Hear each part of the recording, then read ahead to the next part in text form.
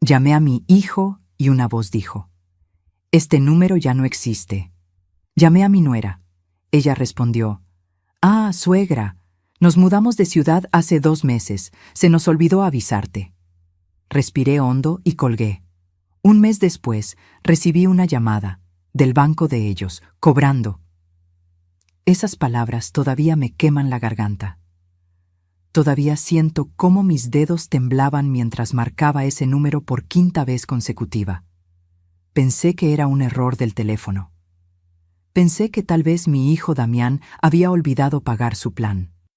Nunca imaginé que el error era yo, que yo era el estorbo que necesitaban borrar.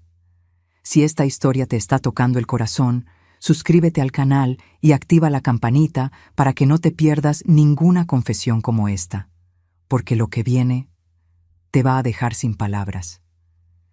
Me llamo Estela. Tengo 68 años y vivo sola en Puebla desde hace 5 años, cuando mi Roberto se fue al cielo y me dejó con este silencio que pesa más que cualquier mueble de esta casa. Damián es mi único hijo, mi todo. El niño que cargué en brazos, que curé de fiebres, que aplaudí en cada graduación, el hombre al que le entregué mi vida entera y también mi dinero. Hace 3 años, Damián llegó a mi casa con esa sonrisa nerviosa que siempre usaba cuando necesitaba algo. Traía a Yasmín, su esposa, del brazo. Ella sonreía también, pero diferente, con esa sonrisa que no llega a los ojos. «Mamá», me dijo mientras tomaba café en mi mesa, «tengo una oportunidad increíble. Puedo abrir mi propio taller mecánico. Es mi sueño, pero el banco pide un enganche de 850,000 pesos. 850,000 pesos, el mismo dinero que yo había juntado durante 30 años vendiendo telas en el negocio que heredé de mi padre. Cada metro de lino, cada rollo de algodón, cada cliente que regateaba centavos, todo estaba guardado en esa cuenta. «Mamá», continuó Damián, «te prometo que te voy a pagar. Poco a poco, pero te lo devuelvo todo, y vamos a venir a visitarte cada mes. Te lo juro por mi padre». Juró por Roberto. ¿Cómo iba yo a decir que no? Vendí el local, cerré el negocio de mi papá, entregué todo ese dinero sin firmar un papel, sin pedir garantías, porque él era mi hijo. Y una madre no le pide recibos a su propia sangre. Los primeros 6 meses vinieron religiosamente. Cada domingo, Damián tocaba mi puerta con pan dulce y me contaba cómo el taller iba creciendo. Yasmín se quedaba en el auto revisando su celular, pero al menos venían. Después las visitas se espaciaron, una vez al mes, cada 2 meses. Luego solo llamadas rápidas. «Mamá, estamos ocupados, pero te queremos mucho». Hasta que un martes de octubre marqué su número como siempre hacía. «El número que usted marcó no existe o no está disponible». Pensé que era broma. Volví a marcar. Misma grabación. Con las manos sudando, busqué el número de Yasmín. Ella contestó al 4º tono. «¿Bueno?» «Yas, soy yo, Estela. No puedo localizar a Damián y...» «Ah, suegra». Su voz sonaba distante, como si estuviera haciendo otra cosa mientras hablaba. «Sí, nos mudamos hace como 2 meses a Querétaro. Con todo el caos de la mudanza se nos olvidó avisarle. ¿Necesita algo?» Se les olvidó, como quien olvida comprar leche en el supermercado. «¿Y por qué cambiaron de número?», pregunté, tratando de controlar el temblor en mi voz. «Es que allá las líneas locales son más baratas. Oiga, suegra, ahorita estoy ocupada. Luego le paso el nuevo número de Damián por mensaje, ¿sale?» Colgó. Nunca me mandó ese mensaje. Me quedé sentada en mi sala, mirando el teléfono como si fuera a explotar. La tarde se volvió noche. No encendí las luces. Solo me quedé ahí, en la oscuridad, entendiendo lentamente que mis 850,000 pesos habían comprado mi propio abandono. Un mes entero pasé llamando al último número que tenía de Damián. 30 días enviando mensajes al WhatsApp que seguía marcando entregado, pero nunca leído. 30 noches preguntándome qué había hecho mal. Hasta que una mañana de noviembre, mi teléfono sonó. Era un número desconocido de la Ciudad de México. «¿Señora Estela Ramírez?», dijo una voz masculina, profesional. «Sí, soy yo. Le hablo del Banco Nacional. Soy el licenciado Carranza, del Departamento de Cobranza. Señora, tenemos un problema con el préstamo del señor Damián Ramírez. Usted aparece como aval solidaria de un crédito por 320,000 pesos. El préstamo tiene 3 meses de atraso y necesitamos que nos contacte urgente para evitar acciones legales». El piso desapareció bajo mis pies. Yo no firmé como aval de ningún préstamo, susurré. «Señora, aquí tengo su identificación escaneada y su firma en el contrato. ¿Usted firmó documentos relacionados al taller mecánico Ramírez Motors?» Y entonces lo recordé. Hace año y medio, Damián llegó con papeles. «Son solo formalidades del negocio, mamá. El contador dice que necesita tu firma en estos formatos». Pura burocracia. Yo firmé sin leer, confiando. Mi propio hijo me había convertido en su aval sin decírmelo. «Señora», continuó el licenciado, «si no recibimos el pago en los próximos 30 días, estaremos obligados a iniciar el embargo de sus bienes. ¿Entiende la situación?». Entendía perfectamente. No me buscaban para saber cómo estaba. Me buscaban para cobrar. Y mi hijo había desaparecido. Pero ¿qué fue lo que encontré cuando decidí ir a buscarlos? Lo que descubrí fue mucho peor de lo que imaginaba. El licenciado Carranza me dio 7 días para presentar un plan de pago, 7 días para conseguir dinero que no tenía, 7 días para salvar mi casa del embargo por una deuda que nunca supe que existía. Esa noche no dormí. Me quedé en la cocina con una taza de té que se enfrió entre mis manos mientras revisaba cada papel que tenía guardado. Extractos bancarios, recibos viejos, la escritura de mi casa. Y ahí, en una carpeta que apenas había tocado en año y medio, encontré los documentos que Damián me había dado para firmar. Los leí completos por primera vez. «Contrato de aval solidario», decía en letras grandes. Y más abajo, mi firma, mi identificación, mi dirección, todo en orden, todo legal. Yo había firmado mi propia trampa sin saberlo. Me costaba respirar. Sentía como si alguien me estuviera apretando el pecho con las 2 manos, porque no era solo el dinero. Era la traición. Era entender que mi hijo me había usado como una herramienta, como un objeto útil para conseguir lo que necesitaba. Al día siguiente llamé al banco de nuevo. Pedí hablar directamente con el licenciado Carranza. «Señora Ramírez», me dijo con esa voz que mezclaba compasión con procedimiento, «entiendo su situación, pero legalmente usted es responsable de esta deuda.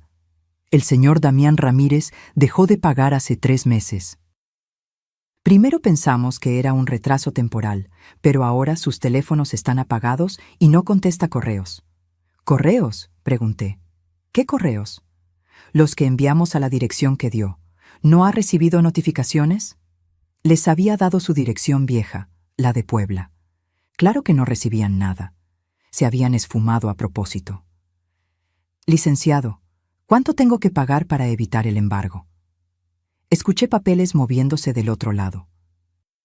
«Con los intereses moratorios acumulados, necesitaríamos un pago inmediato de 45,000 pesos para congelar el proceso legal y después acordar pagos mensuales de la deuda principal». 45,000 pesos. Toda mi pensión de 3 meses junta no alcanzaba eso. «¿Y si no puedo?», susurré. «Entonces iniciamos el embargo. Lo siento mucho, señora». Colgué el teléfono y me quedé mirando la pared de mi sala. Esa pared donde todavía colgaba la foto de la primera comunión de Damián. Su sonrisa de niño inocente, con su traje blanco y una veladora en las manos. Roberto estaba a su lado, orgulloso.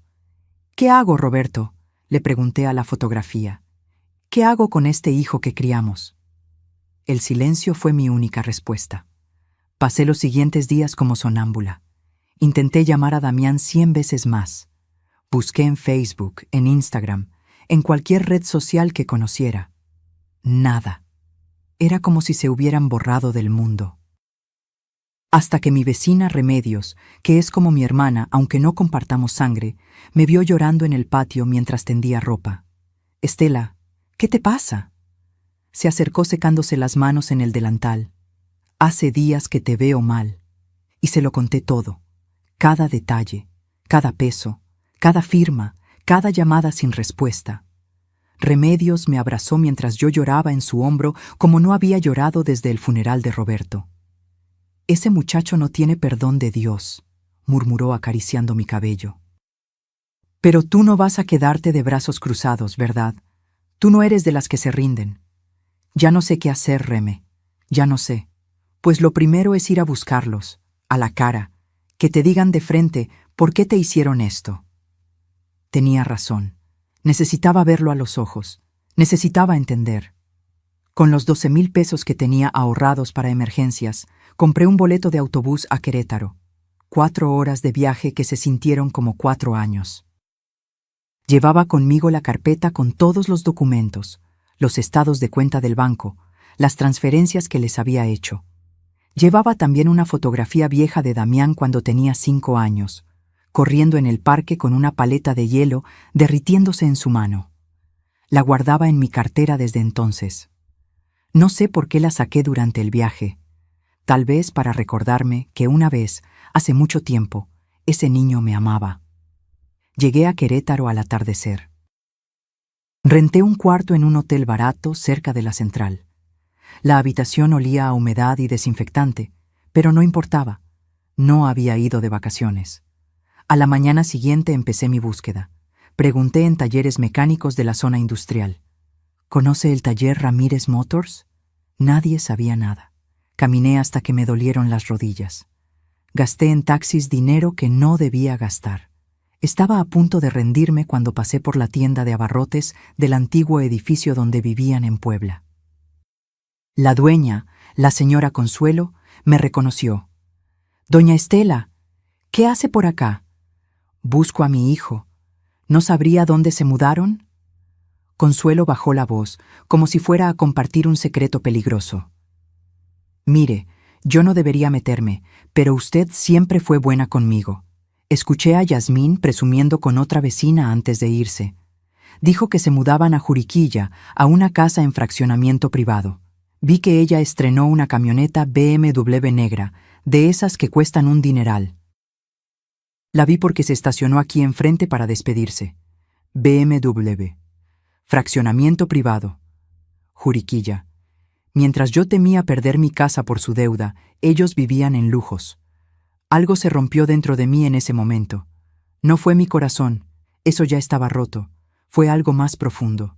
Fue la última hebra de excusa que todavía tejía para justificarlos. Tomé un taxi a Juriquilla, a los fraccionamientos privados. Le dije al chofer. «¿Cuál? Hay varios por esa zona». «El más caro». El chofer me miró por el espejo retrovisor, pero no preguntó más. Y cuando finalmente llegué a esa casa, cuando toqué esa puerta, la forma en que mi nuera me recibió me hizo entender que yo ya no era su suegra, era su estorbo. El fraccionamiento se llamaba Hacienda Azul Residencial. Un nombre bonito para esconder historias feas. La caseta de vigilancia tenía más seguridad que un banco. El guardia me detuvo en la entrada. «¿A qué casa va, señora?» No sabía el número, no sabía ni la calle. «Busco a la familia Ramírez, mi hijo y su esposa. Él tiene un taller mecánico». El guardia revisó su lista en la computadora. «¿Nombre completo?» «Damián Ramírez Ortega», tecleó, frunció el ceño, volvió a teclear. «No aparece nadie con ese nombre registrado». Por supuesto que no. Habían puesto la casa a nombre de Yasmín, o de alguna empresa, o de cualquier cosa que los mantuviera ocultos. «Señora, si no tiene el número de casa exacto, no puedo dejarla pasar. Son reglas del fraccionamiento». Me quedé ahí parada, con el sol de mediodía quemándome la cabeza, sintiéndome más pequeña que nunca. Una anciana tonta buscando a su hijo entre casas que costaban millones. «¿Tiene una camioneta BMW negra?», pregunté de repente. «La esposa de mi hijo tiene una». El guardia suspiró. No debía darme información, pero algo en mi cara debe haberle dado lástima. Hay 3 familias con BMWs negros aquí. Una en la calle Caoba 47, otra en Fresno 132 y otra en Cedro 89. Memoricé las direcciones como si me fuera la vida en ello. Gracias, susurré. Oiga, señora, me llamó cuando me alejaba. Si no la esperan, no la van a dejar entrar. Las reglas son estrictas. Llámelos primero. Pero ellos no contestaban mis llamadas. Esperé en un parque cercano durante 2 horas, sentada en una banca, viendo pasar mamás jóvenes con carriolas carísimas y niños con uniformes de escuelas privadas. Este era el mundo de Damián ahora, un mundo donde yo no cabía. Cuando el sol empezó a bajar, regresé a la caseta. Otro guardia estaba en turno. Voy a casa de mi hijo, dije con más firmeza. Calle Caoba 47. Revisó su lista. ¿La esperan? Sí, mentí. Por primera vez en mi vida, mentí para entrar a la vida de mi propio hijo. Me dejó pasar. Caminé por esas calles perfectas, con sus jardines podados y sus autos de lujo estacionados. Cada casa era más grande que mi casa completa en Puebla. Encontré la calle Caoba. Conté los números. 45, 46, 47. Y ahí estaba. Una casa de 2 pisos, fachada moderna, ventanas enormes, y en la entrada, brillando bajo el sol, una BMW negra con placas nuevas de Querétaro. Mi corazón latía tan fuerte que pensé que me daría un infarto ahí mismo, en la banqueta de mi hijo. Caminé hacia la puerta, toqué el timbre, escuché pasos del otro lado. La puerta se abrió. Era Yasmín. Llevaba ropa deportiva de marca, esa que se ve en los aparadores de tiendas donde nunca entré porque todo costaba lo que yo ganaba en un mes. Tenía el cabello recogido en una cola perfecta, maquillaje impecable, uñas recién hechas. Me miró de arriba a abajo, como si estuviera evaluando cuánta mugre había traído del mundo exterior a su alfombra limpia. Suegra. No fue un saludo cariñoso, fue una declaración de molestia. ¿Qué hace aquí? Necesito hablar con Damián, dije tratando de sonar calmada. No avisó que venía. Porque no me dieron su nuevo número, porque desaparecieron. Yasmín suspiró como si yo fuera una vendedora ambulante insistente. Mire, suegra, justo estamos ocupados. Damián tiene junta en línea con unos clientes. ¿No pudo llamar antes? Lo intenté, 100 veces. Nos quedamos mirándonos. Ella bloqueando la entrada con su cuerpo, yo aferrando mi bolsa donde llevaba todos los documentos del banco. Es sobre el préstamo, dije finalmente. El banco me está cobrando a mí. Me van a embargar la casa si no... ¡Damián!, gritó hacia adentro sin dejarme terminar. Tu mamá está aquí. Escuché movimiento, y entonces lo vi. Mi hijo bajaba las escaleras con una camisa de vestir cara, pantalón de mezclilla de diseñador, zapatos que costaban más que mi renta mensual.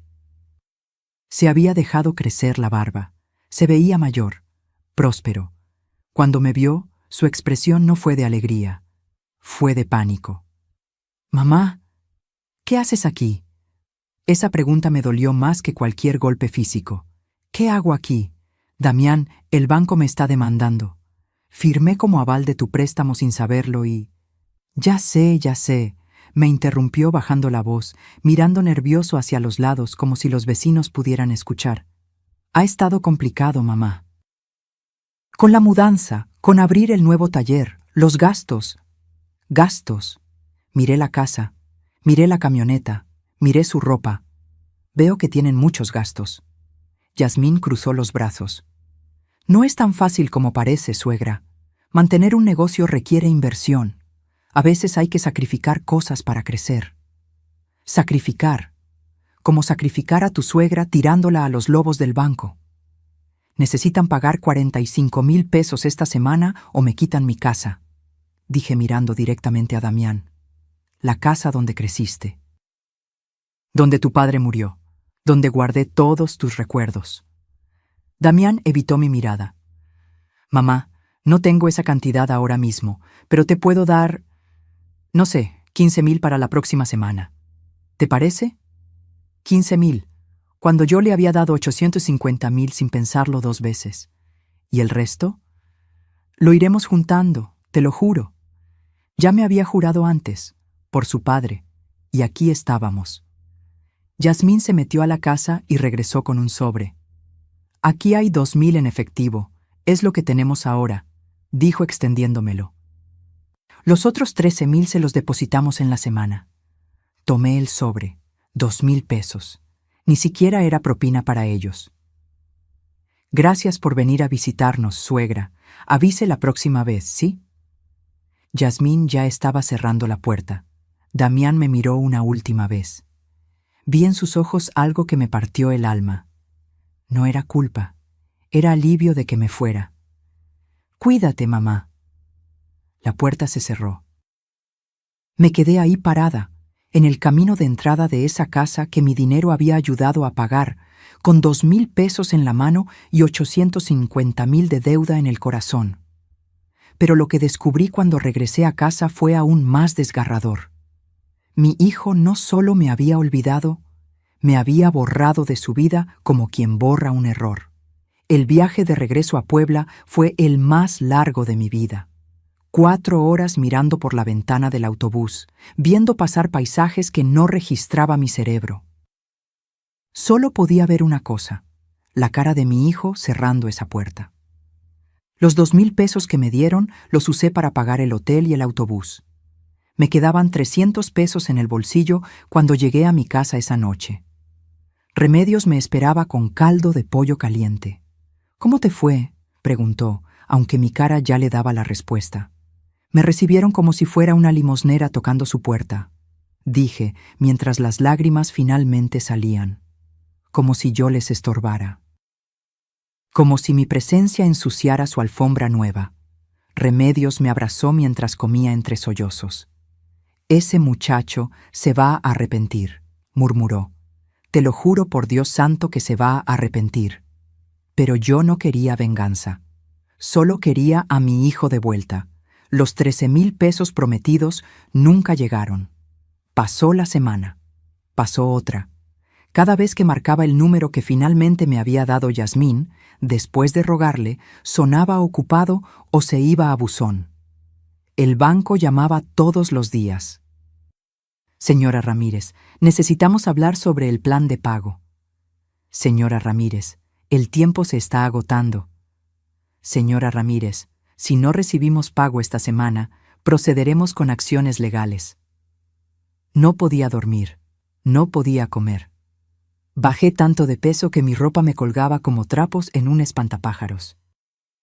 Una noche, después de otra llamada del banco donde me dijeron que necesitaba pagar 45,000 pesos antes del viernes, o empezaría el embargo, hice algo que nunca había hecho. Saqué todos los ahorros que me quedaban de mi pensión. Fui al banco. Pagué. 45,000 pesos que debían servir para mis medicamentos del corazón, para mi consulta del próximo mes, para cualquier emergencia. Todo se fue en pagar una deuda que ni siquiera era mía. El ejecutivo me extendió el recibo. «Con esto detenemos el embargo, señora, pero recuerde que debe seguir pagando mensualmente el resto de la deuda. Son 275,000 pesos más, en pagos de 8,500 pesos cada mes durante 3 años. 8,500 pesos mensuales. Mi pensión completa era de 6,200. «¿Cómo voy a pagar eso?», susurré. El ejecutivo me miró con esa compasión inútil de quien sabe que no puede ayudar.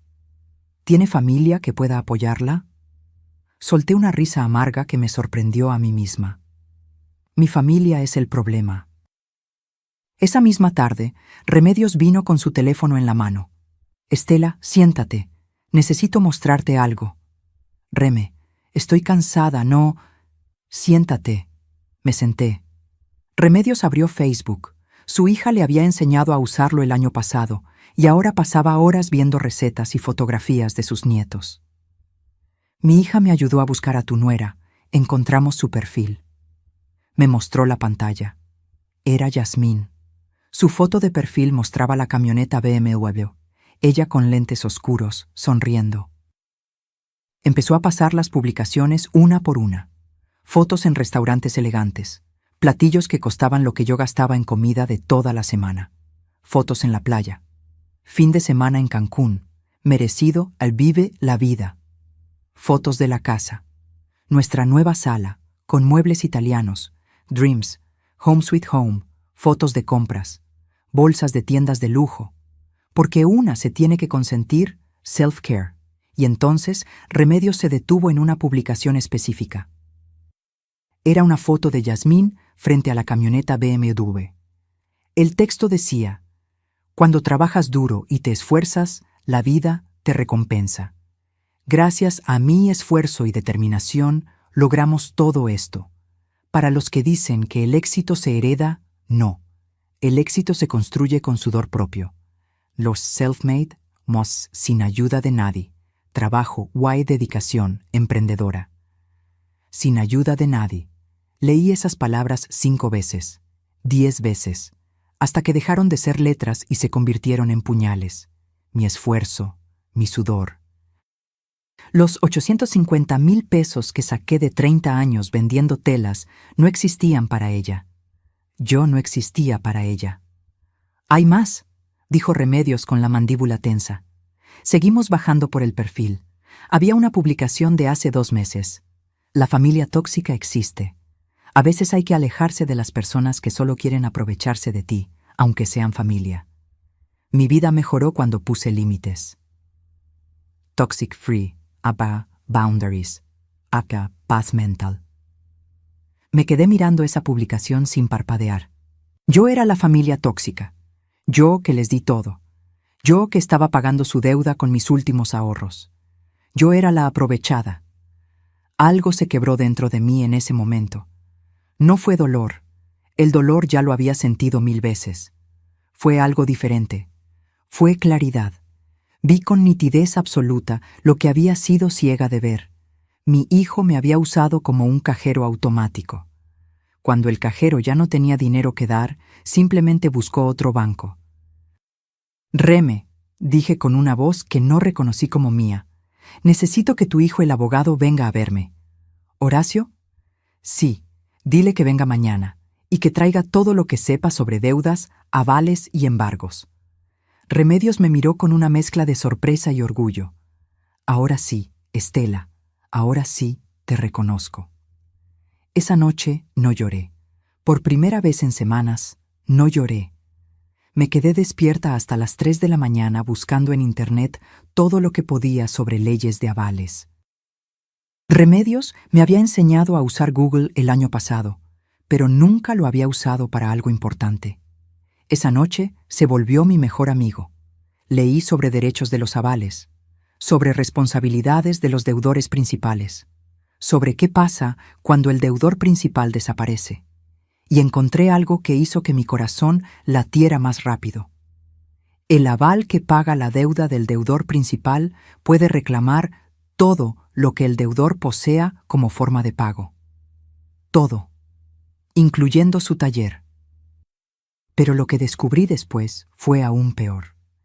Mi hijo no solo me había usado, me había borrado de su vida mucho antes de mudarse, y las pruebas estaban esperándome en un lugar donde nunca había mirado. Horacio llegó al día siguiente a las 10 de la mañana. Era un hombre de 35 años, serio pero amable, con maletín de abogado y esa forma de hablar clara que te hace sentir que por fin alguien te entiende. Me senté frente a él en mi mesa de cocina, la misma donde Damián me había pedido los 850,000 pesos hace 3 años. «Doña Estela», comenzó Horacio sacando una libreta. «Mi madre me contó todo. Necesito que me enseñe cada documento que tenga. Transferencias, contratos, mensajes, todo». Le di todo. La carpeta completa que había guardado durante años. Los estados de cuenta donde se veían las transferencias a Damián. Los papeles donde firmé como aval sin saberlo. Los recibos del banco de los 45,000 pesos que acababa de pagar. Horacio revisó cada papel con cuidado, tomando notas, frunciendo el ceño. Después de media hora, Levantó la vista. Doña Estela, tengo buenas y malas noticias. Dime las malas primero. Legalmente, usted es responsable de esta deuda. Firmó como aval solidaria, lo cual significa que usted y su hijo son igualmente responsables ante el banco. Si él no paga, le cobran a usted. Eso ya lo sabe. Asentí. Pero las buenas noticias, continuó, son varias.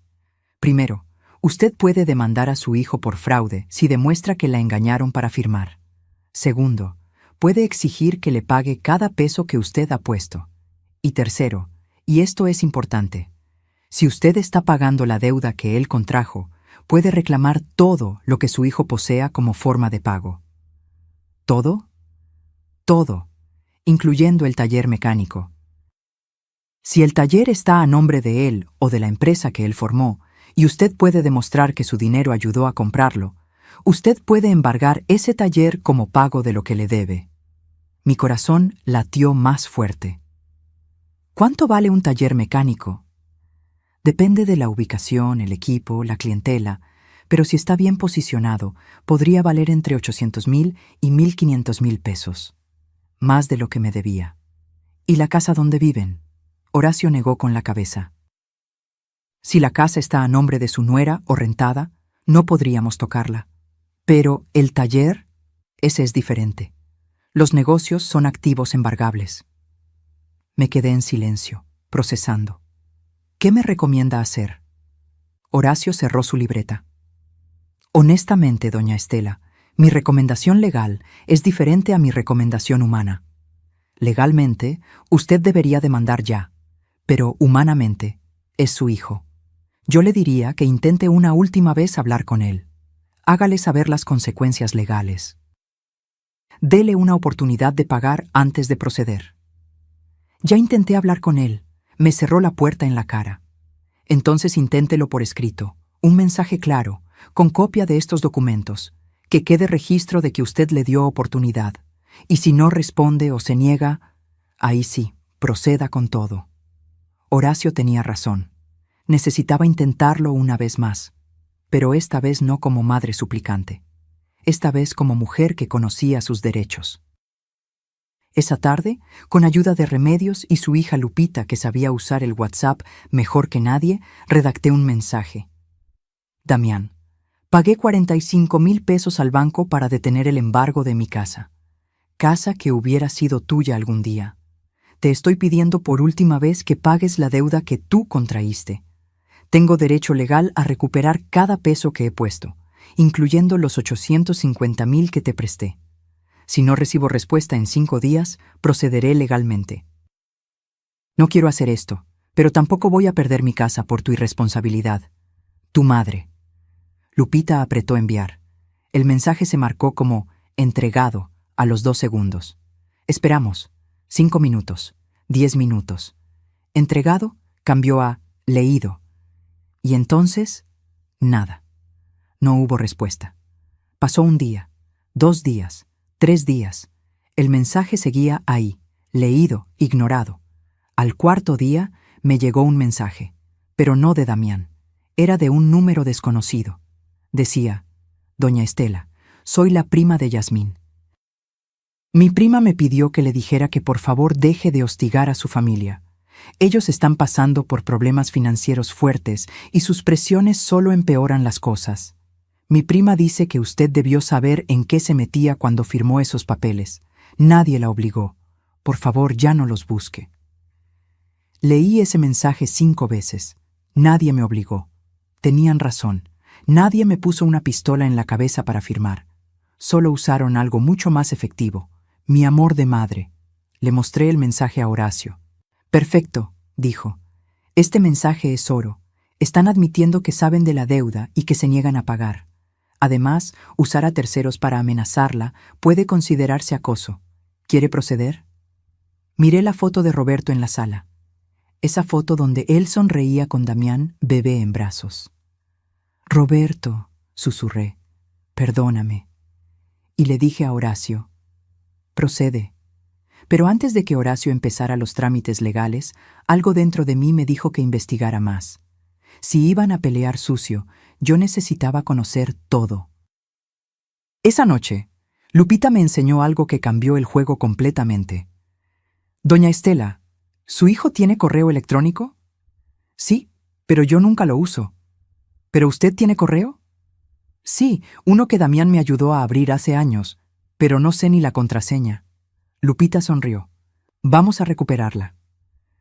Me ayudó a entrar a mi correo usando mi número de teléfono para recuperar la contraseña. Cuando finalmente abrimos la bandeja de entrada, me quedé helada. Había 127 correos sin leer. Lupita empezó a abrirlos uno por uno, y ahí estaba todo. Correos de Damián del año anterior, 8 correos diferentes. Mamá, necesito que me prestes otros 200,000 pesos para expandir el negocio. Mamá, ¿recibiste mi correo anterior? Es urgente. Mamá, el banco aprobó una línea de crédito, pero necesito completar el enganche. ¿Puedes ayudarme? Mamá, ¿por qué no contestas? Te he llamado 3 veces. Mamá, hablé con Remedios y dice que estás bien. Entonces, ¿por qué me ignoras? Mamá, ya entendí. Si no quieres apoyarme, solo dilo. Mamá, creo que es mejor darnos un tiempo. Me duele que me des la espalda justo cuando más te necesito. Mamá, Yasmín tiene razón. Uno sabe quién está ahí cuando realmente importa. Las fechas estaban ahí, todos enviados entre mayo y agosto del año pasado. Yo nunca los vi, nunca supe que existían. Para mí, mi hijo había dejado de llamarme de repente. Pero para él, yo lo había ignorado cuando más me necesitaba. ¡Ay Dios!, susurré. Él piensa que yo le di la espalda. Pero había más.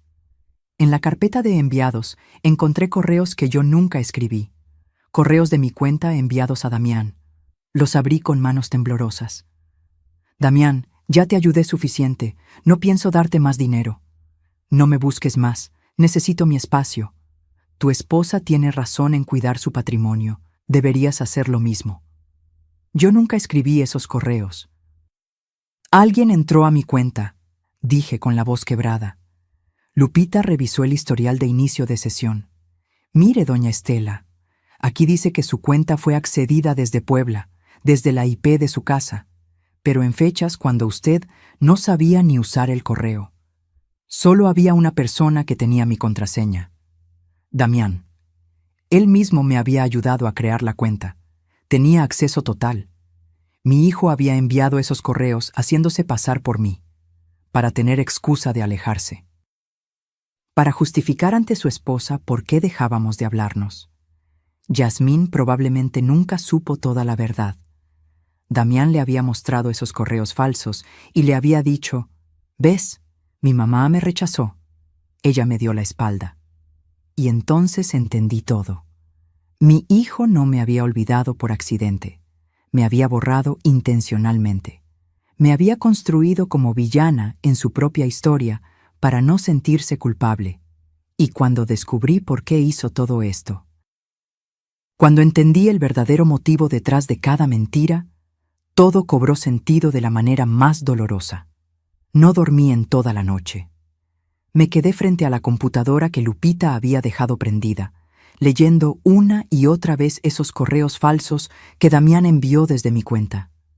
Cada palabra era una puñalada diferente, porque no solo me había usado, no solo me había robado, me había destruido mi propia reputación, mi propia voz, para justificar su traición. A las 6 de la mañana, Remedios tocó mi puerta con café caliente. «No dormiste», dijo. No era pregunta. No pude. Se sentó a mi lado y leímos juntas todo otra vez. Cuando terminamos, Remedios tenía lágrimas en los ojos. «Ese muchacho está perdido, Estela. Ya no es tu hijo. No sé qué le pasó, pero el niño que criaste no existe más». Tenía razón. El Damián que conocí, el que lloraba cuando veía perros callejeros, el que me traía flores cada día de las madres, ese niño murió en algún momento que no vi venir. Horacio llegó al mediodía. Le mostré los correos falsos. «Esto es falsificación de identidad», dijo de inmediato. «Es un delito adicional. Doña Estela, Con esto podemos hacer una demanda mucho más fuerte. No quiero demandarlo por los correos, dije cansada. Solo quiero mi dinero de vuelta. Solo quiero que pague lo que debe. Entonces usaremos esto como evidencia de que él la manipuló deliberadamente. Fortalece su caso. Pasamos toda la tarde preparando documentos. Horacio redactó una demanda formal por 1.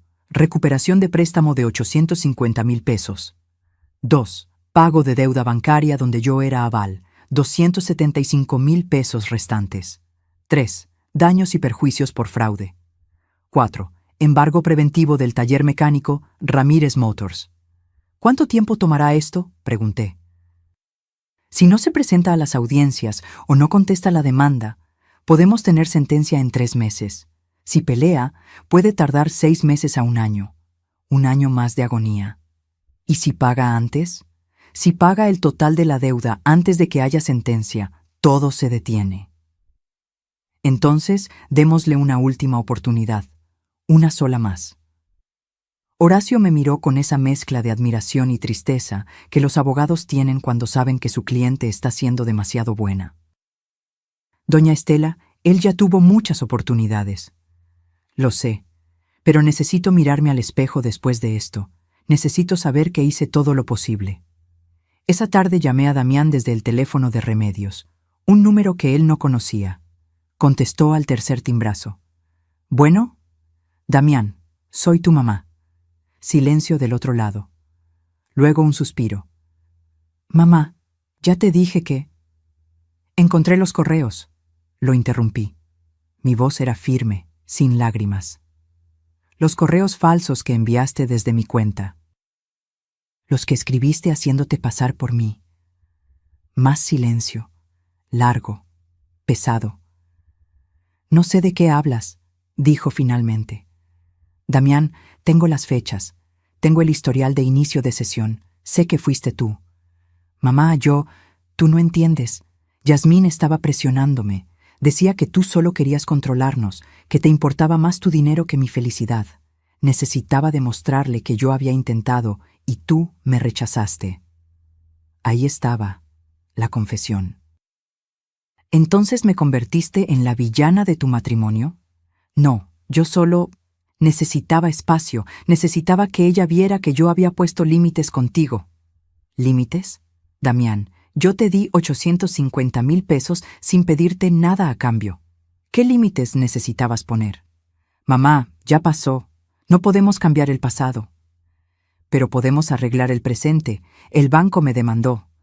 Pagué 45,000 pesos de mi pensión para salvar mi casa. Tu casa.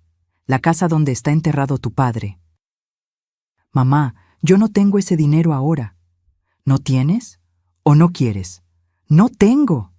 Su voz subió de tono. ¿Crees que vivir aquí es barato? ¿Crees que mantener la imagen, el taller, la camioneta, todo es gratis? Yasmín necesita ciertas cosas para ser feliz. Si no se las doy, me deja. Ya casi me dejó 2 veces. Y ahí estaba la verdad completa. Mi hijo había vendido a su madre para comprar el amor de su esposa. Entonces eres feliz, dije con voz vacía. Tienes tu casa elegante, tu camioneta cara, tu esposa contenta, solo que tu madre está pagando tus deudas y perdiendo su casa. Mamá, dame tiempo. Te juro que cuando el negocio despegue... No hay más tiempo, Damián. Horacio va a presentar una demanda mañana. Embargo del taller. Recuperación de todo lo que te presté. Todo legal, todo justo. ¿Horacio? ¿El hijo de Remedios? ¿Lo contrataste? Sí. Mamá, no puedes hacerme esto. Es mi taller, es mi futuro. Era mi dinero. Era mi futuro también. El futuro que gasté en ti. Yasmín me va a matar. Me va a dejar. Todo por lo que he trabajado se va a ir a la basura. ¿Y yo qué, Damián? ¿Qué pasaría conmigo si pierdo mi casa? ¿Dónde viviría? ¿En la calle? Silencio. Largo. Pesado. Mamá, tú tienes pensión. Puedes rentar algo pequeño. Pero yo tengo una esposa. Tengo responsabilidades. En ese momento algo murió dentro de mí. No fue amor. El amor de madre nunca muere completamente. fue esperanza. La esperanza de que mi hijo todavía tenía algo de conciencia. Entiendo, dije con calma absoluta. Ahora entiendo perfectamente. Gracias por ser tan claro. Mamá, espera, colgué. Remedios me abrazó mientras las lágrimas finalmente salían. Pero no eran lágrimas de tristeza, eran de liberación. Ya puedes proceder, le dije a Horacio. Sin piedad, sin concesiones. Quiero todo lo que la ley me permita recuperar. Horacio asintió. Entendido. Pero antes de que pudiéramos seguir, Remedios levantó su teléfono. Estela, mira esto. Lo acaba de publicar tu nuera. Era una nueva publicación de Facebook de Yasmín. Una foto de ella y Damián en un restaurante elegante brindando con vino. El texto decía: cuando eliminamos las energías negativas de nuestra vida, todo fluye mejor. Hoy celebramos nuestra libertad de personas tóxicas que solo buscan arrastrarnos a su miseria. La vida es muy corta para cargar con gente que te roba la paz. One New Beginnings. Positive Vibes Only. Toxic Free. Family First. La publicación tenía 47 likes. Una de las personas que había dado like era Damián. Mi hijo celebraba públicamente haberme eliminado de su vida. Miré esa publicación durante mucho tiempo, y entonces hice algo que me sorprendió a mí misma. Sonreí. ¿Estela? Remedios me miró preocupada. Estoy bien, dije. Y era verdad. Por primera vez en meses, estoy perfectamente bien. Porque ya no tengo que cargar con la ilusión de que ellos cambiarán. Ya no tengo que esperar nada. Me quité una cadena que siempre llevaba al cuello. Era una medallita de la Virgen de Guadalupe que Roberto me había regalado cuando nació Damián.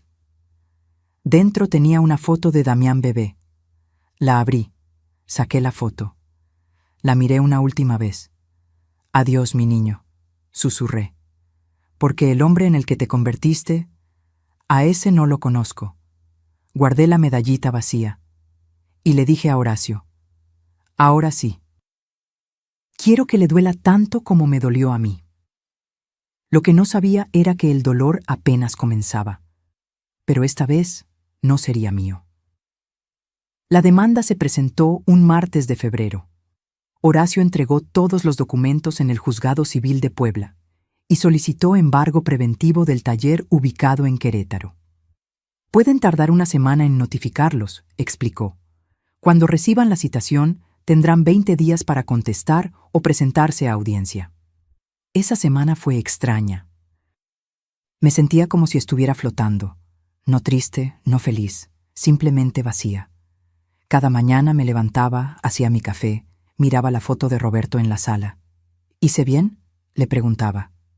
Roberto no respondía, claro, pero yo imaginaba su voz. Estela, nunca dejes que nadie pisotee tu valor, ni siquiera tu propia sangre. Fue algo que me dijo 3 meses antes de morir. Estábamos en el hospital, él conectado a máquinas, yo sosteniendo su mano. Prométeme que vas a defenderte, me había dicho con voz débil. Eres muy noble, Estela, demasiado, y la gente usa eso en tu contra. Nadie me usa, Roberto. Todavía no, pero cuando yo no esté, prométeme que no vas a dejar que nadie te haga menos. Se lo prometí. Y ahora, 5 años después, estaba cumpliendo esa promesa. Pasaron 10 días. Yo seguía mi rutina normal. Iba al mercado, cocinaba, veía telenovelas con Remedios, regaba mis plantas. Pero cada noche me sentaba frente a la computadora y buscaba información. Busqué sobre talleres mecánicos en Querétaro. Encontré el de Damián en Google Maps. Tenía buenas reseñas, excelente servicio, honestos y rápidos, muy recomendado. Qué irónico. Honesto con sus clientes, ladrón con su madre. Busqué valores de propiedades en la zona. El taller estaba en una ubicación privilegiada, cerca de una avenida principal. Según las estimaciones que encontré, un local de esas características valía entre 1,200,000 y 1,500,000 pesos, más que suficiente para cubrir todo lo que me debía. También encontré algo más. El taller no estaba a nombre de Damián directamente. Estaba a nombre de una empresa, Ram Motors S.A.D.C.B. Busqué el RFC de esa empresa en el SAT. Damián aparecía como representante legal y accionista mayoritario. Era embargable. Horacio tenía razón. Yo podía recuperar mi dinero. Pero algo dentro de mí todavía dolía. No por el dinero, por lo que el dinero representaba, mi hijo eligiendo conscientemente destruirme. Una noche, 2 semanas después de presentar la demanda, tuve un momento de debilidad. Saqué el álbum de fotos viejo que guardaba en el closet. Fotos de Damián desde bebé hasta su boda. Damián a los 2 años, con su primer triciclo. Damián a los 6, sin sus dientes de enfrente, sonriendo. Damián a los 15, con su primer trabajo de verano. Damián a los 25, el día de su boda, abrazándome. Gracias por todo, mamá. Eres mi héroe. Me quedé dormida llorando sobre ese álbum. Y tuve un sueño. Roberto estaba ahí, joven otra vez, como cuando nos conocimos. Me tomó de las manos. Estela, ¿por qué lloras? Porque perdí a mi hijo. No, mi amor, él se perdió a sí mismo. Tú sigues siendo la misma. Pero duele, Roberto, duele tanto. Lo sé, pero el dolor es la prueba de que eres humana, de que amaste de verdad. No dejes que ese dolor te haga dudar de ti. Haces lo correcto. Desperté a las 3 de la mañana con esas palabras resonando en mi cabeza. Haces lo correcto. Al día siguiente llegó un sobre certificado. Acuse de recibo de notificación judicial, decía el sello. Lo abrí con manos temblorosas. Damián y Yasmín habían sido notificados. La citación se entregó en el domicilio del taller. Damián firmó de recibido. Ahora sabía. Ahora tenía que decidir si contestaba la demanda o ignoraba. Si ignoraba, yo ganaba automáticamente. Si contestaba, tendríamos que vernos en la corte. Pasaron 3 días, y entonces mi teléfono sonó. Era un mensaje de texto de Damián, del número nuevo que nunca me había querido dar. Mamá, necesitamos hablar. Urgente. No contesté. 5 minutos después.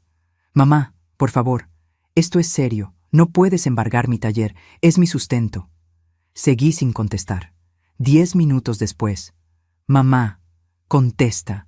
Te lo estoy pidiendo por favor. Y entonces vino la llamada. Dejé que sonara. 1 vez, 2 veces, 5 veces. A la 6ª llamada contesté. Estela Ramírez, dije con voz formal, como si hablara con un extraño. Mamá, gracias a Dios. Mira, acabo de recibir una notificación del juzgado. Esto tiene que ser un error, ¿verdad? No es un error. Mamá, no puedes hablar en serio. ¿Vas a quitarme mi taller? ¿El negocio por el que he trabajado 3 años? El negocio que yo compré con 850,000 pesos. Fue un préstamo. Te lo iba a pagar. ¿Cuándo, Damián? ¿En qué año? Porque hasta ahora solo he recibido 2,000 pesos. Y mientras tanto, yo pagué 45,000 de tu deuda. Mamá, por favor, podemos arreglar esto sin abogados, sin juicios. Somos familia. Ah, ahora somos familia. Cuando te notifican de la demanda, ahora sí soy familia. Siempre has sido mi familia. Yo nunca dije lo contrario. Damián, leí los correos falsos. Leí las publicaciones de Yasmín celebrando haberme eliminado. Vi el like que les diste. Sé exactamente que soy para ustedes. Silencio del otro lado. Eso fue Yasmín. Yo no pensaba esas cosas. Pero las apoyaste, con tu silencio, con tu like, con cada decisión que tomaste. Mamá, escucha. Hablé con Yasmín. Ella está dispuesta a que te paguemos algo. ¿Qué te parece 50,000 pesos? Es lo que podemos juntar ahorita. 50,000 pesos. De más de 1,000,000 que me debían. No. ¿No? Mamá, estamos haciendo el esfuerzo. No quiero 50,000. Quiero todo. 850,000 del préstamo más, 275,000 de la deuda del banco, más daños y perjuicios. Todo. Eso es más de 1,000,000 de pesos. No lo tengo. Pero tienes un taller que vale 1,5 millones. Véndelo, págame, y quedamos a mano. ¿Vender mi taller? Mamá, es mi vida. ¿Qué voy a hacer sin el taller? No lo sé, Damián. Tal vez lo mismo que yo iba a hacer si perdía mi casa. Empezar de cero. Pero al menos tú eres joven. Yo tengo 68 años. Mamá, tienes hasta la fecha de la audiencia para conseguir el dinero. Si me lo pagas antes, retiro la demanda. Si no, que decida el juez. Mamá, no hagas esto. Te lo suplico. ¿Me suplicas? ¿Ahora me suplicas? Mi voz se quebró por primera vez.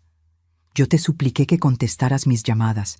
Yo te supliqué que me explicaras por qué desapareciste.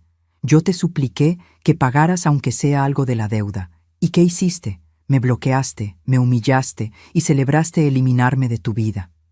Lo siento. Su voz sonaba pequeña. Lo siento mucho, mamá. Yo también lo siento, Damián. Siento que perdí al hijo que crié, porque ese niño bueno que yo conocí ya no existe. Colgué, y esta vez no lloré. Me senté en mi mecedora, esa que Roberto había hecho con sus propias manos cuando estaba embarazada de Damián, y me mecí lentamente. Sentí algo nuevo. No era dolor, no era rabia, era paz. La paz de quien finalmente dejó de cargar un peso que nunca fue suyo.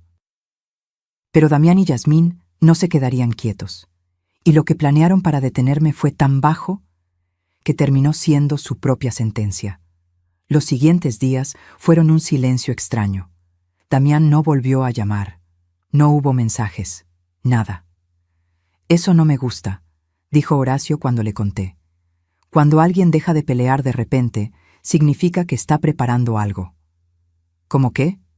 No sé, pero mantente alerta. Guarda todos tus documentos importantes en un lugar seguro. Seguí su consejo. Metí todos mis papeles en una caja de metal que guardé en casa de Remedios. Copias de todo. Por si acaso. 3 días antes de la audiencia, recibí una visita inesperada. Eran las 4 de la tarde. Tocaron mi puerta. Abrí. Era una mujer que no conocía. 40 y tantos años, vestida de traje sastre, portafolio en mano. ¿Señora Estela Ramírez? Sí, soy yo. Me llamo Lucía Mendoza. Soy trabajadora social del DIF. ¿Puedo pasar? Necesito hacerle unas preguntas. Del DIF. Sistema para el Desarrollo Integral de la Familia. Un mal presentimiento me recorrió la espalda. ¿De qué se trata? Recibimos una denuncia anónima de que usted vive en condiciones de riesgo. Alguien reportó que podría necesitar apoyo o incluso que podría estar en situación de vulnerabilidad mental. Me quedé helada. ¿Vulnerabilidad mental? La denuncia menciona que usted sufre episodios de confusión, que ha estado acosando a familiares pidiendo dinero y que podría ser víctima de algún tipo de deterioro cognitivo. Solo vengo a verificar que esté bien. Damián. Oh, Yasmín. Alguien me había denunciado como senil. Entre, dije con la mandíbula tensa. Revise todo lo que quiera. Lucía entró y empezó a hacer preguntas. ¿Sabía qué día era? ¿Sabía dónde vivía? ¿Recordaba mi fecha de nacimiento? ¿Tenía familia? ¿Por qué estaba sola? Respondí todo con claridad absoluta.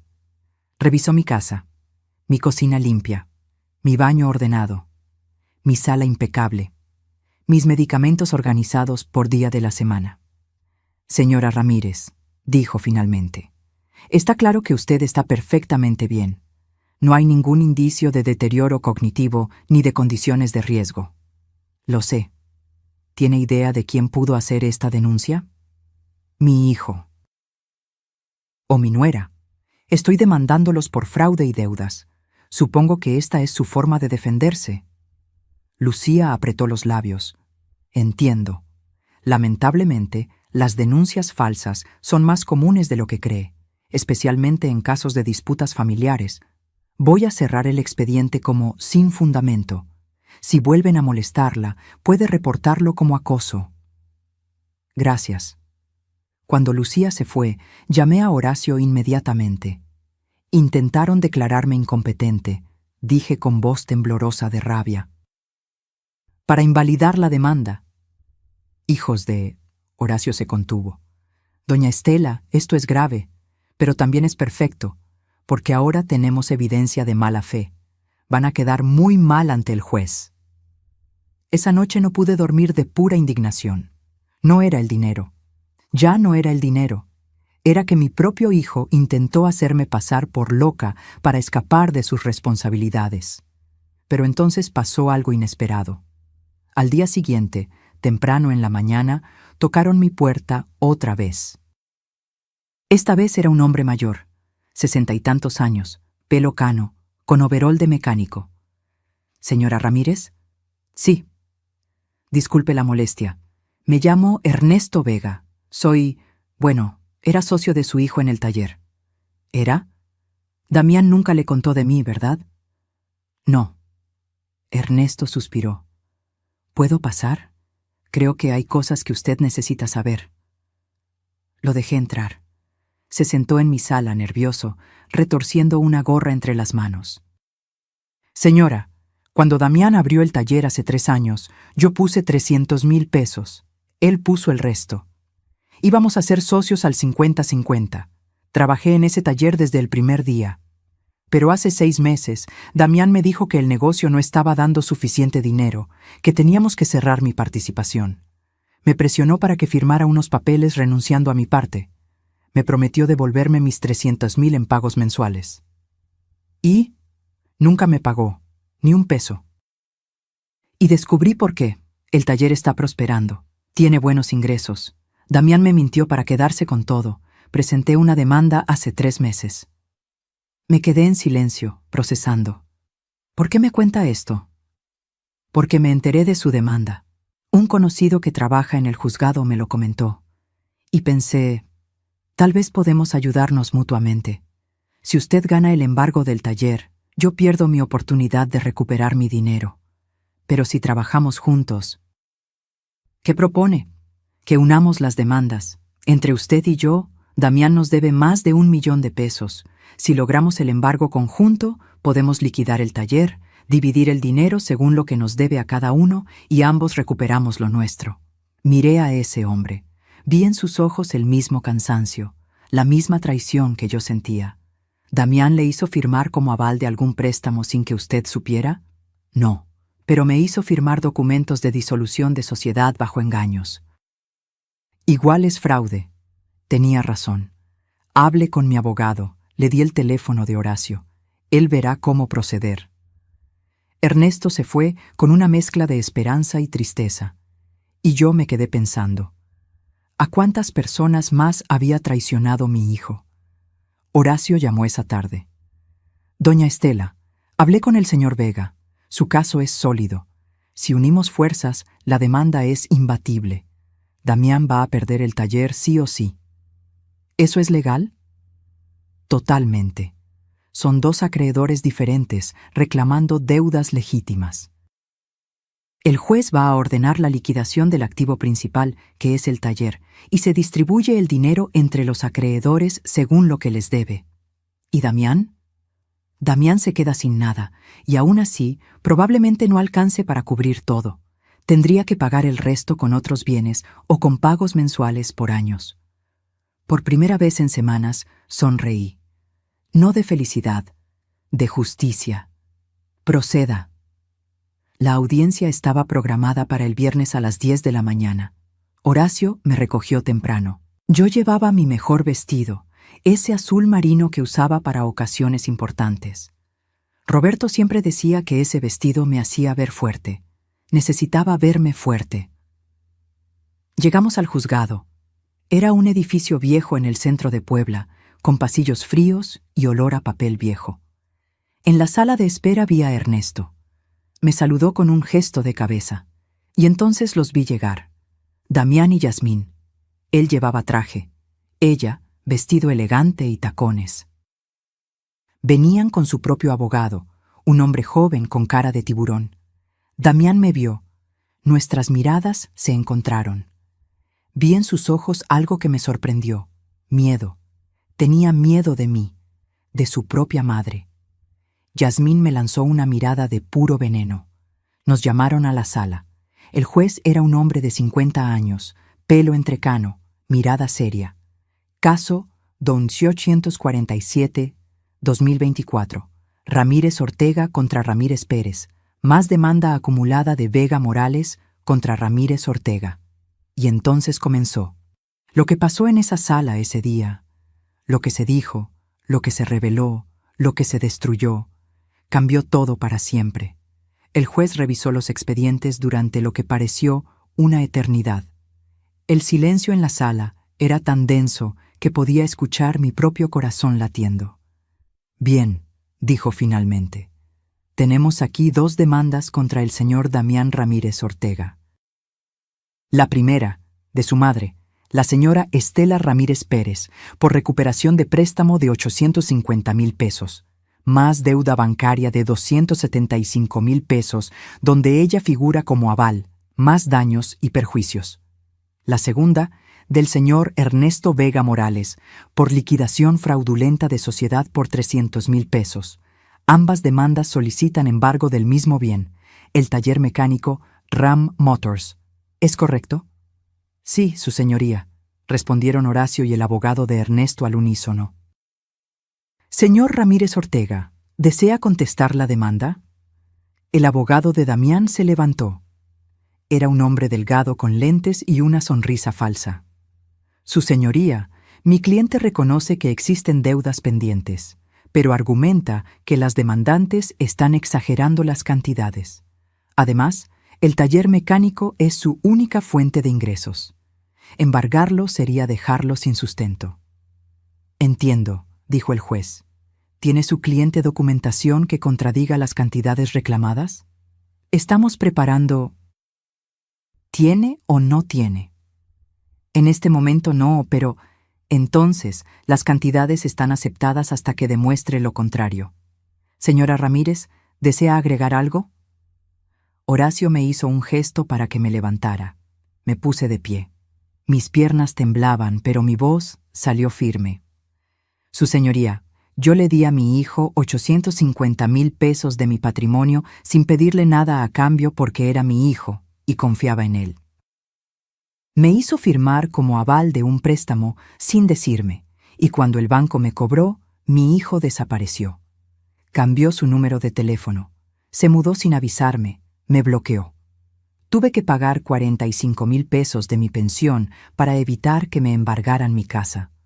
Mi hijo envió correos falsos desde mi cuenta para hacerme quedar mal ante su esposa. Intentó que el DIF me declarara incompetente mental. Y mientras tanto, él y su esposa viven en lujos, en una casa elegante, con una camioneta de casi 1,000,000 de pesos, publicando en redes sociales que son exitosos por su propio esfuerzo. Mi voz se quebró en la última frase. Su señoría, continué, no quiero destruir a mi hijo, solo quiero recuperar lo que es mío, lo que trabajé durante 30 años, para poder vivir con dignidad mis últimos años. Me senté. Sentí lágrimas en mis mejillas y no me importó. El juez miró a Damián. Señor Ramírez Ortega, ¿qué tiene que decir? Damián se puso de pie. Su abogado le susurró algo, pero él lo ignoró. Su señoría, todo lo que dice mi mamá es verdad. Le debo el dinero, le mentí, la evité, hice cosas terribles.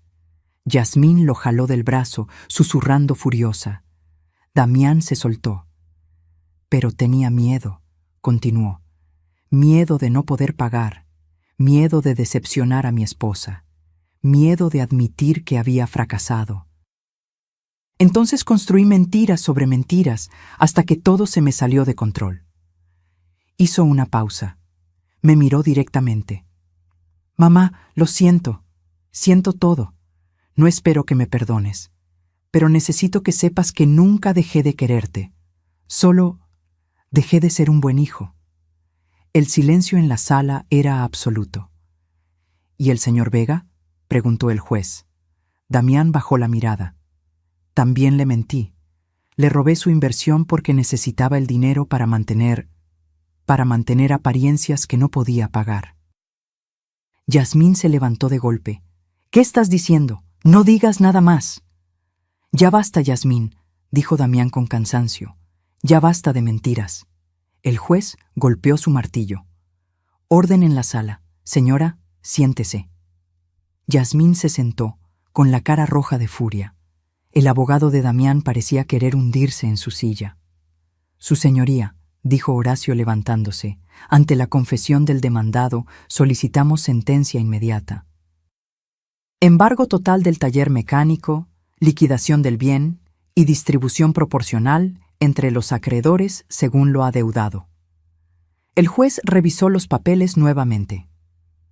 Dada la confesión explícita del demandado y considerando la documentación presentada que respalda las reclamaciones, dictó sentencia a favor de las partes demandantes. Golpeó el martillo. Embargo inmediato del taller mecánico Ram Motors ubicado en Querétaro. Se ordena avalúo del bien y posterior liquidación en subasta pública. El producto de la venta se distribuirá proporcionalmente entre la señora Estela Ramírez Pérez y el señor Ernesto Vega Morales, según las deudas comprobadas. Si el producto de la venta no cubre la totalidad de las deudas, el señor Ramírez Ortega deberá pagar el remanente en plazos mensuales que no excedan 5 años. Otro golpe de martillo. Caso cerrado. Pueden retirarse. Había ganado, pero no sentía victoria, sentía vacío. Salimos de la sala. En el pasillo, Damián me alcanzó. Mamá, espera. Me detuve. Me giré. Yasmín venía detrás de él, furiosa. ¿Estás feliz?, me gritó. ¿Estás feliz de destruir a tu propio hijo? ¿De quitarle todo lo que construyó? Lo que construyó con mi dinero, respondí con calma. Eso fue un regalo. Los padres ayudan a sus hijos. Los padres ayudan. Los hijos agradecen. No usan, no abandonan, no traicionan. Tú solo quieres controlarnos. Siempre quisiste controlar su vida. Yasmín, la voz de Damián sonó cansada. Detente. ¿Qué? ¿Ahora la defiendes? Acabas de perder todo por ella. No, Yasmín, perdí todo por ti, porque tenía que mantenerte contenta, porque tenía que darte la casa elegante, la camioneta cara, las vacaciones, porque tú nunca estabas conforme con lo que teníamos. Yasmín palideció. ¿Me estás culpando a mí? Estoy diciendo la verdad, algo que debía hacer hace mucho. Perfecto. Yasmín se quitó su anillo de matrimonio y se lo aventó. Entonces ya no necesitas aguantarme. Cuando pierdas el taller, cuando no tengas nada, no me busques, porque yo no voy a estar ahí. Se fue taconeando por el pasillo. Damián recogió el anillo del suelo. Lo miró. Lo guardó en su bolsillo. Siempre supe que se iría si perdía el dinero, dijo con voz vacía. Supongo que es justo. Yo también me fui cuando dejaste de servir. Se quedó parado frente a mí, tan cerca y tan lejos a la vez. Mamá, sé que no significa nada ahora, pero lo siento, de verdad lo siento. Lo miré. Vi al niño que fue. Vi al hombre en que se convirtió. Yo también lo siento, Damián. Siento que no te enseñé mejor. Siento que de alguna forma fallé en criarte con valores más fuertes. No, negó con la cabeza. No fue tu culpa. Tú me enseñaste bien. Yo elegí ignorar todo lo que me enseñaste. Se dio la vuelta para irse, pero se detuvo. El taller va a valer como 1,400,000 pesos. Después de pagar las deudas de ustedes dos, voy a quedar debiendo todavía como 150,000. Voy a pagártelos. Va a tomar tiempo, pero te los voy a pagar, te lo prometo. Damián, se giró. Ya no quiero promesas, quiero hechos. Cuando tengas el dinero, págame. Mientras tanto, no me busques. Ya causaste suficiente daño. Vi cómo sus ojos se llenaban de lágrimas. Entiendo. Se fue caminando lentamente, encorvado, como si el peso del mundo estuviera sobre sus hombros. Remedios me abrazó. Ya pasó, Estela, ya pasó. Pero no había pasado. Apenas comenzaba el proceso de aprender a vivir con el hijo que perdí. Ernesto se acercó. Señora Ramírez, gracias. Gracias por ayudarme a recuperar lo mío. Gracias a usted también. Sin su testimonio, Tal vez no habría ganado. Nos dimos la mano y salimos de ese juzgado frío hacia la luz de la tarde. Pero la verdadera prueba no sería el juicio, sería todo lo que vino después. Lo que pasó cuando Damián realmente lo perdió todo. Y lo que descubrí sobre mí misma en el proceso. El proceso de embargo y remate del taller tomó 2 meses. 2 meses donde no supe nada de Damián. Horacio me mantenía informada de todo. El avalúo oficial, 1,420,000 pesos. La subasta se realizaría en 3 semanas. Varios compradores ya habían mostrado interés. Es una ubicación privilegiada, explicó Horacio. Va a venderse rápido y a buen precio. Yo asentía, pero una parte de mí seguía doliendo. Era mi hijo, su negocio, su sueño, pero también era mi retiro, mi futuro, mi dignidad. Una tarde, 2 semanas antes de la subasta, Remedios llegó agitada a mi casa. «Estela, tienes que ver esto», me mostró su teléfono. Era el perfil de Facebook de Yasmín. Había una nueva publicación. Cuando las personas muestran su verdadero rostro, agradece la lección y sigue adelante. A veces la familia es la más tóxica.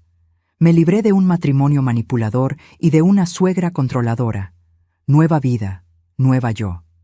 Divorced, freedom, new beginnings. Divorced, divorciada. Entonces era oficial. Yasmín había dejado a Damián.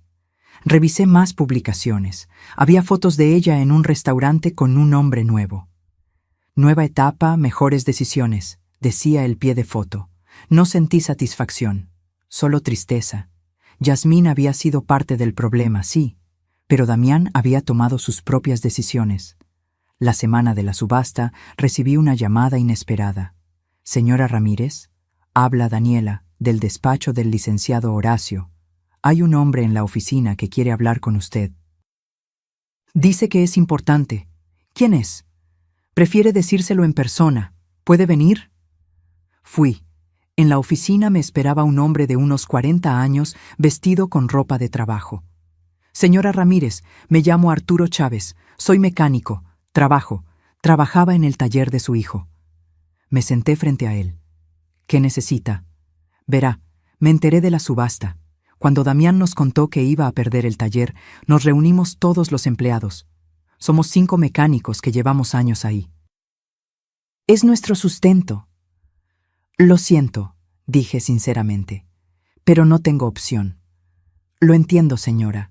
Créame que lo entiendo, pero vengo a proponerle algo. Los 5 juntamos nuestros ahorros. Entre todos tenemos 450,000 pesos. Si usted nos da tiempo, ¿podríamos juntar más? Quisiéramos comprar el taller en la subasta y seguir operándolo. Sería cooperativa de trabajadores». Me quedé en silencio, sorprendida. «Es una buena zona», continuó Arturo. «Tenemos clientela fiel. El negocio es redituable. Solo necesitamos que sea nuestro. Sin Damián, sin deudas». «La subasta es abierta», expliqué. «Yo no puedo decidir quién compra». «Lo sé, pero pensamos, si usted pudiera hacer una oferta razonable en la subasta, ganarla y después vendérnosla a nosotros en pagos. Sería bueno para todos. Usted recuperaría su dinero garantizado y nosotros mantendríamos nuestros empleos». Miré a Horacio. «¿Es legal eso?» «Totalmente. Usted puede participar en la subasta como cualquier comprador. Y después puede vender el bien a quien quiera». «¿Y el señor Vega?» «A él se le paga su parte del producto de la subasta de inmediato. El resto sería para usted. Y si usted decide financiar la venta a estos señores, es su decisión». Pensé. Estos hombres no tenían culpa. Eran trabajadores honestos atrapados en el desastre de Damián. ¿Cuánto podrían pagar mensualmente? Arturo sacó unos papeles. Hicimos números. Si compramos el taller en 1,400,000 y usted ya tiene su parte de la subasta, nosotros le pagaríamos el resto en, digamos, 25,000 pesos mensuales durante 5 años. Hice el cálculo mental. 25,000 por 60 meses eran 1,500,000, más de lo que costaba el taller. ¿Por qué pagarían de más? Intereses justos. ¿Y por qué es nuestra oportunidad de tener algo propio? Déjenme pensarlo. El día de la subasta llegó rápido. Se llevó a cabo en una sala del juzgado. Había 4 compradores potenciales además de mí. El precio de salida, 1,400,000 pesos. Las ofertas comenzaron a subir. 1,420,000, 1,450,000, 1,500,000. A 1,550,000 quedábamos solo 2, yo y un hombre de traje que claramente era inversionista. 1,600,000 ofrecí. El hombre me miró evaluando. Subió su oferta. 1,650,000. 1,700,000, dije con firmeza. El hombre negó con la cabeza y se retiró. Vendido a la señora Estela Ramírez Pérez por 1,700,000 pesos. El martillo cayó. El taller era mío. El proceso de pago y transferencia tomó una semana. Del monto de 1,700,000, 300,000 fueron para Ernesto Vega por su deuda. 850,000 fueron para mí por el préstamo original. 275,000 fueron para mí por la deuda del banco. 275,000 fueron para mí como intereses y compensación. Total recuperado, 1,400,000 pesos de los 1,700,000. Los 300,000 restantes cubrieron gastos legales, impuestos de la subasta y otros costos del proceso. Al final, recuperé mi dinero completo más compensación por el daño. Justicia matemática perfecta. Una semana después, firmé un contrato de compraventa con los 5 mecánicos. Les vendí el taller en 1,400,000 pagaderos en 5 años a 25,000 mensuales. Ahora tenía un ingreso fijo garantizado de 25,000 pesos cada mes durante 5 años. Era más que mi pensión. Era seguridad. Era dignidad. La primer pago llegó puntual el 15 de septiembre. Arturo vino personalmente a traer el cheque. Señora Ramírez, no sabe cuánto le agradecemos. Vamos a cuidar ese taller como si fuera nuestro hijo. Es su hijo, sonreí. Ahora es de ustedes. Esa noche me senté en mi sala con un té caliente, mirando las fotos viejas. Ya no lloraba al verlas. Solo sentía una melancolía tranquila. Tomé los 275,000 pesos de compensación que había recibido y decidí hacer algo que nunca había hecho: vivir. Contraté un pequeño viaje, nada lujoso. Una semana en Oaxaca, un lugar que Roberto y yo siempre quisimos visitar, pero nunca pudimos. Fue mi primer viaje sola en 30 años. Caminé por las calles de Oaxaca, comí tlayudas, visité Monte Albán. En las ruinas, mirando el valle desde la cima, sentí algo que no había sentido en años: paz. Lo hiciste, Roberto, susurré al viento. Me defendí, como me pediste. También usé parte de ese dinero para ayudar a Remedios con una operación de cadera que necesitaba. Ella lloró cuando le di los 50,000 pesos. No puedo aceptar esto, Estela. Claro que puedes. Tú estuviste conmigo cuando nadie más estuvo. Esto es solo una pequeña parte de lo que significas para mí. Con otros 80,000 pesos, creé un pequeño fondo de ayuda en mi colonia para madres solas o ancianas abandonadas.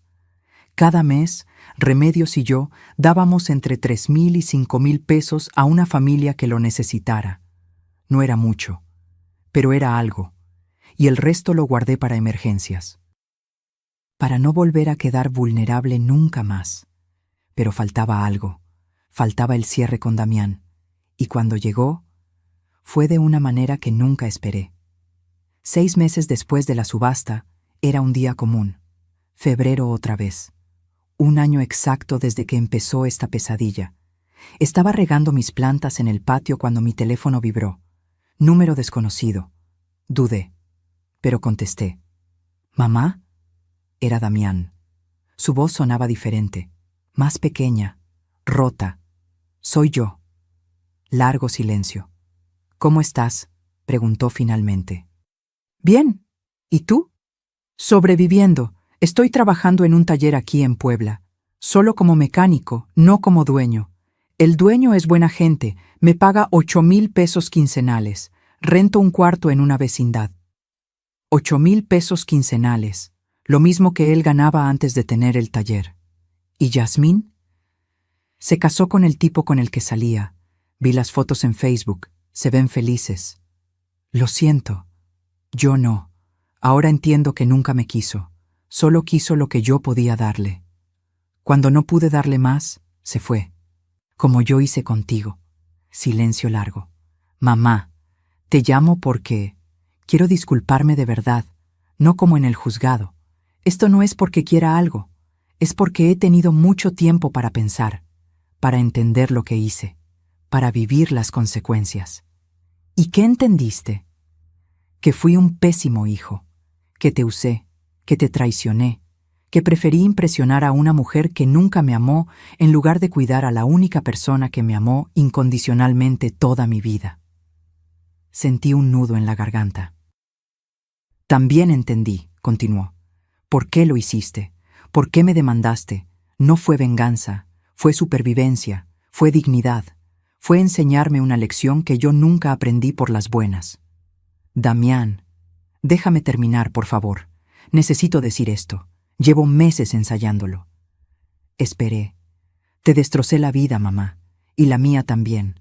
Pero la diferencia es que tú tenías derecho a defenderte, y lo hiciste. Y ahora vivo con lo que merezco. Nada, sin negocio, sin esposa, sin lujos.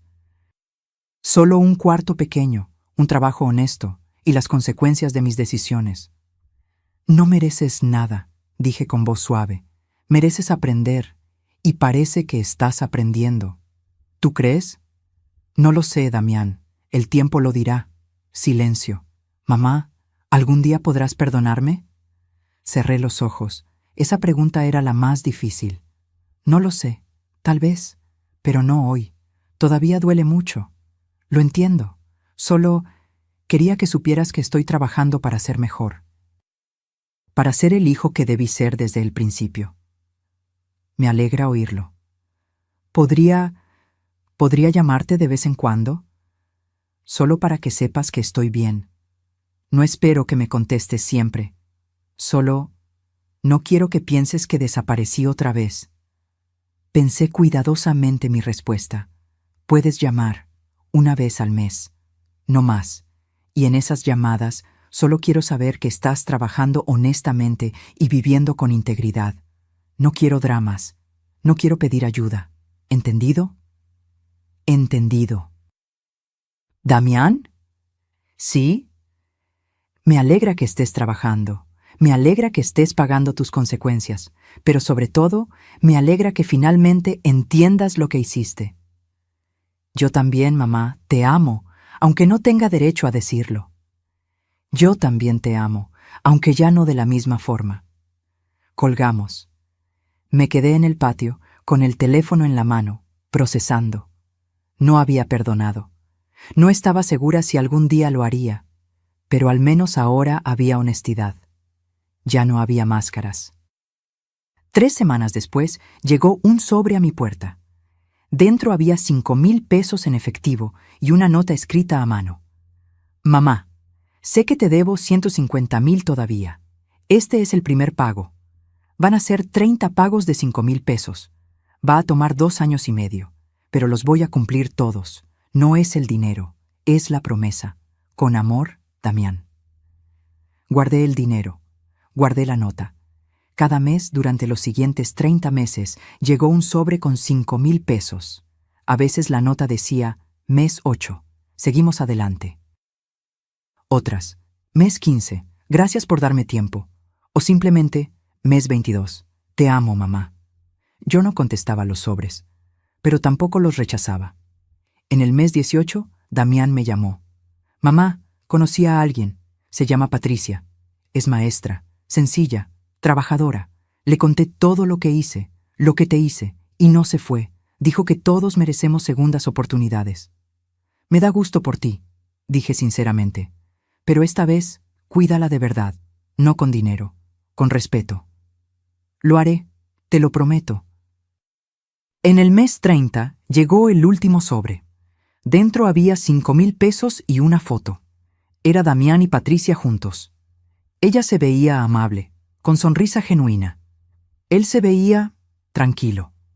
Ya no tenía esa tensión en los hombros que siempre cargaba cuando estaba con Yasmín. La nota decía: «Mamá, este es el último pago, deuda saldada. Pero hay otra deuda que nunca podré pagar completamente. El daño que te hice. Solo quiero que sepas que el hombre que hizo esas cosas ya no existe. He cambiado.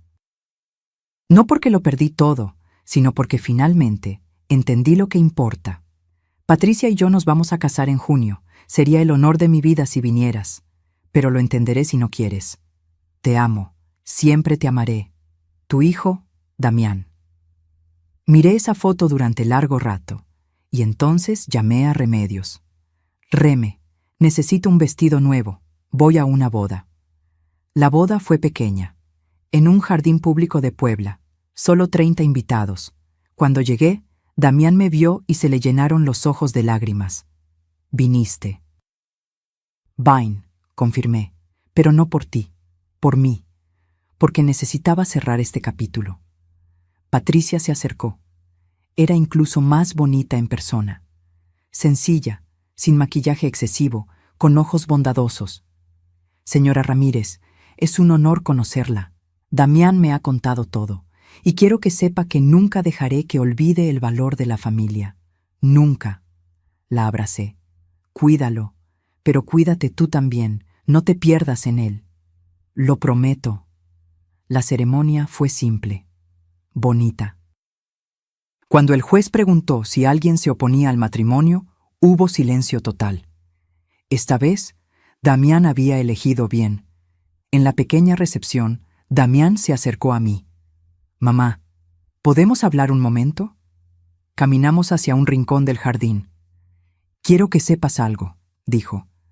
«Todo lo que perdí, el taller, el dinero, el estatus, fue lo mejor que me pasó, porque perdiendo todo eso, me encontré a mí mismo.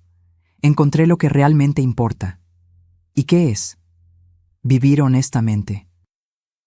Valorar a las personas correctas y entender que la riqueza real no está en lo que tienes, sino en quién eres». Asentí. «¿Aprendiste la lección, entonces?» «La lección más cara de mi vida, pero la más importante». «Damián, no voy a olvidar lo que pasó, pero estoy dispuesta a intentar construir algo nuevo, no como antes, algo diferente, con límites claros, con respeto mutuo». «¿Límites?» «Sí. No volverás a pedirme dinero, no volverás a involucrarme en tus decisiones financieras. Y si me faltas al respeto, desapareceré de tu vida sin dudar. ¿Entendido?» «Entendido. Pero dentro de esos límites, podemos intentar ser madre e hijo otra vez, poco a poco». Se le escapó un sollozo. «Gracias, mamá. No merezco esta oportunidad, pero juro que no la voy a desperdiciar». Lo abracé.